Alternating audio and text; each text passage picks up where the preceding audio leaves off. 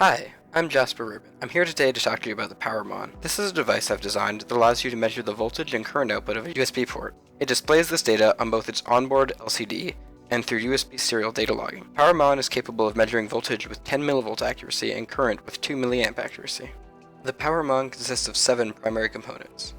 Power comes in through the input USB connector and passes through a 0.05 ohm shunt resistor to the output USB connector. The voltage across this resistor is measured by an INA 219 differential voltage current sensor. This sensor uses Ohm's law to determine the current through the resistor by measuring the voltage across it. The sensor communicates with an ATmega 328P microcontroller over the I2C bus. This is the same type of microcontroller that you would find in an Arduino Uno or Nano. The microcontroller outputs the data it reads to the liquid crystal display, again over the I2C bus. The microcontroller also logs its data over UART to an MCP2221A USB to UART bridge. This integrated circuit connects to the computer over USB and sends the serial data back. There's also a programming header which talks to the microcontroller over the standard AVR in-circuit serial programming or ICSP interface. This is a modification of the standard SPI interface. This programming header can be used to reprogram the PowerMON with new firmware. Your PowerMON will look something like this. Here we can see the programming header, liquid crystal display, input USB connector, and output USB connector that we discussed earlier. The entire device is enclosed in a custom 3D printed case made out of PLA plastic. This is durable, compact, lightweight, and protects the PowerMON from damage. The PowerMON case is made of 2 parts, a thin front and a larger back. The 2 parts are held together by small hex-headed metric screws. The top of the case has cutouts for the screen and programming header, while the back is a shell that contains most of the device and has cutouts at each end for the USB connectors. The core of the PowerMON is this custom printed circuit board. This was designed and built specifically for this project. I won't go into details on it as this is not necessary for using the device. As you can see here, it contains all the core components I mentioned earlier, like the microcontroller, USB to UART bridge, and the current sensor. After I designed the boards, I sent them off to be manufactured by JLC PCB in China. Then I did all the soldering myself. Getting up and running with the PowerMON is simple. Just plug it into any standard Type A USB port and it will immediately come online and begin monitoring voltage and current. Voltage is displayed in volts, current is displayed in milliamps, and power is displayed in milliwatts, which is calculated as the product of the voltage and current. All the data you see on the screen is being passed through a 5 Hz low-pass digital filter. This is to remove very small fluctuations that could otherwise lead to erratic readings. When you plug in the PowerMON, a few things will happen immediately. As you can tell from that sound, Windows has recognized that a new device is connected. If I open my Device Manager panel, we can see under Ports, COM and LTP, the USB serial device on COM14. This is the PowerMON device that we just connected. If I remove it from the USB port, we can hear it disconnect, and it's no longer in the list.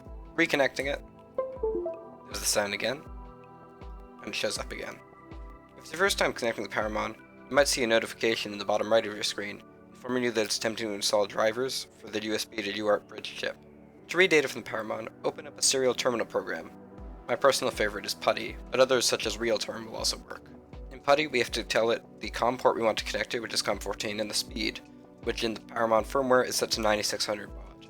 If we want to save this data, which is the whole point of data logging, we can go into Logging and choose All Session Output. Pick a spot to put this log. I will call this Design Video.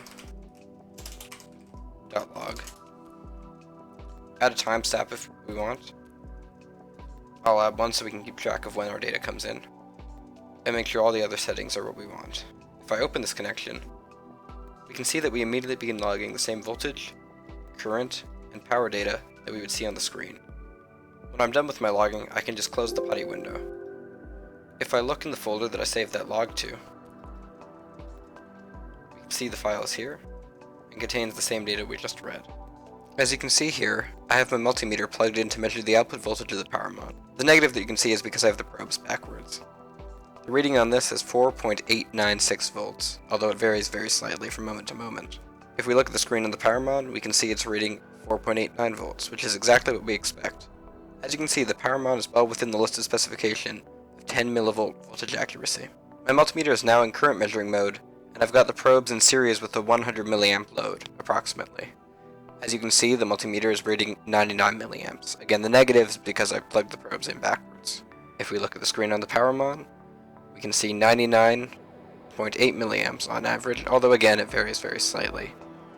This is again well within the required specification of 2 mA accuracy. For a more real test of the PowerMON, I've got my Xbox 360 controller here, which has a USB connection on it. As you can see, the PowerMON is currently reading more or less 0 current and 0 power draw. If I plug in the controller, we can see it goes up to just over 3 milliamps continuous current draw, with spikes up to about 25. Looking at the controller, we can see these spikes are due to all of the LEDs on the front of it flashing at a regular interval. Whenever these LEDs flash, we see about 25 milliamp draw. It should be noted that no data is actually being transmitted between the controller and my computer, as the PowerMON does not pass through USB data from whatever is connected to it. This was done because passing through USB data required USB multiplexing, which is well outside the scope of this project. As another example that we're all very familiar with in ECE, here's an Arduino Uno. I would have liked to use my cell phone as an example. However, I had to use my phone as a camera to record this video. If I plug the Arduino in, we can see the light comes on, meaning it has power, and it's drawing about 45 milliamps. This was high enough to surprise me, so I looked it up, and it turns out that an Arduino Uno actually does have this high a passive power draw. I now have the PowerMON hooked up to my bench power supply so that we can view the input and output voltage ripple. As you can see, the PowerMON draws about 200 milliamps when running. Using my oscilloscope, I've connected to the input and output power so we can see the voltage ripple on each. The yellow line is output, while the purple line is input. As you can see, the peak-to-peak voltage ripple of the output is about 300 millivolts, while the input is somewhere around 100, which means the PowerMON is adding somewhere around 200 millivolts of ripple. As you can see, the PowerMON meets all of the specifications I laid out in my product brochure. It is capable of measuring voltage, current, and power of a USB device, displaying this data locally on a screen, and logging it over its USB serial connection to the PC that it's connected to. It can also be powered through its programming header if it needs to be used without a computer connected. The measurement precision and accuracy are all above the minimum set in the brochure, and it creates a small added voltage ripple of 200 millivolts on the output. This is all far better than I initially expected for my design, as presented in the early design documents. If you need to accurately measure and record the power consumption of USB devices, such as a charging phone or other device, or want to see the output voltage of your USB ports, the PowerMON is the product for you. If I began producing this product in larger quantities, instead of the single prototype build I did for this project, it would cost around $20 per unit. One thing I would like to add if I produce more of them in the future is USB hub functionality, using a dedicated USB hub integrated circuit. This would allow data to be passed through as well as power. I could also then have 3 output USB ports instead of just 1, and monitor voltage and current on each. The PowerMON could then be used as a desktop USB hub with added power management functionality, instead of just a series device. You could even potentially have a control GUI running on the PC to turn different ports on and off, or change the connection settings to them. This is all hypothetical, however, and outside the scope of the current project I've shown here. Thanks for watching.